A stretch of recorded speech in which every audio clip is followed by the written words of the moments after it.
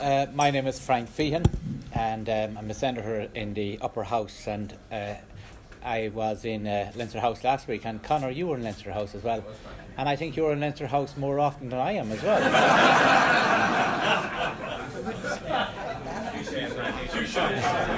I suppose it brings back history.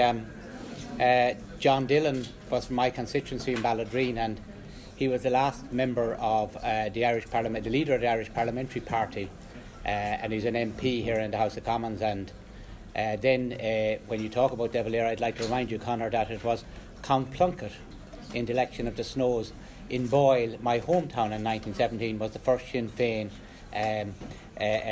MP that was elected, and it changed, I suppose, history in a lot of ways. Today was a great day. We brought a cross-party group of the Irish parliamentarians. We met all the various leaders of the various groups, and I think now and forever we need to work even harder to strengthen those relationships between the United Kingdom and Ireland. I remarked, to me, the Anglo-Irish Agreement in 1985 was, to me, a watershed. For me, I was only 22 years of age, and the Good Friday Agreement as well. But I always felt that we took our history for granted. My father worked all his life here in London. He was well treated. He worked hard. But we had the visit of the Queen to Ireland in 2011, which was a hugely significant event, and the visit of President Higgins to the United Kingdom in 2014, which is a hugely significant event. But isn't it ironic that with all the trade and all the work that we've done between the United Kingdom and Ireland, that the British-Irish Chamber of Commerce was set up in 2011? So this is something we took for granted, and I see John McGrain here tonight, and you're very, very welcome, British-Irish Chamber of Commerce. This is something we need to work much more at. One aspect that we've always felt, we talk about Brexit, we have 26 different meetings between Republic of Ireland, members of the government, and our public servants, and the UK. That will now not happen because Brexit has happened. So we must work harder to try to bring these groups together.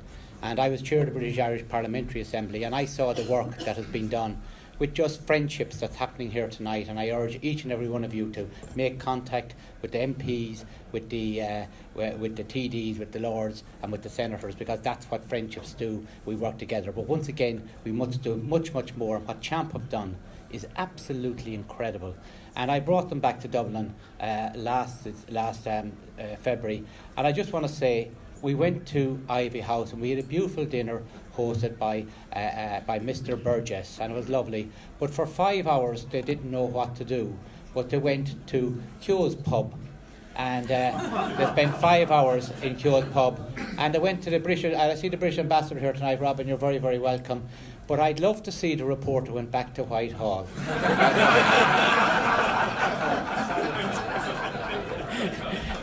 But joking aside, Niall, you're very, very welcome. Thanks for all the work you've done in Tourism Ireland. And I see my colleague here from Carrick-on-Shannon, Joe Dolan. You're very, very welcome here tonight. Joe, as a hotelier in Carrick-on-Shannon, I just see you coming. You're very, very welcome. You're doing great work in our area, and thanks for coming over here tonight. Finally, I just want to introduce our Tourism Minister, Brendan Griffin. Oh, well, I'm coming to that. You're saving the best for last. And our tourism who happens to be a county colleague of our last Goherlock, Paul Cotton from Corry. But I'm sorry you didn't win the All-Ireland this year, but you're doing well.